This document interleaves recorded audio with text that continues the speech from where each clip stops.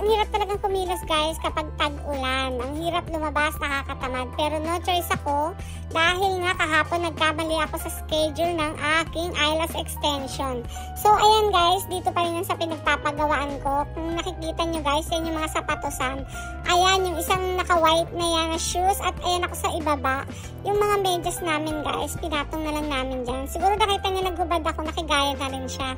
Paano hindi ako maghubad guys? Tignan nyo naman ang aking medyas guys. Pwede mo nang pigain at yung part lang na yan ang tuyo talaga, as in basang-basa. So kahit nakakahiya, ayan, wala namang ganong tao. Yung isang babaeng kasama ko na una na siyang tinawag. So ako hindi pa. So ayan, tignan nyo naman, nakakahiya ang aking pantalon. Tignan nyo naman, basang-basa. Pati yung mga kung may patay na ako pa yata. Oh my goodness! Saklap pa mga kakulot ha. Paglabas ko, nakikita nyo ba yan? Matapos ang baha kanina at lakas ng ulan, ayan, tumitila na siya at maliliit-liit na ambo na lang.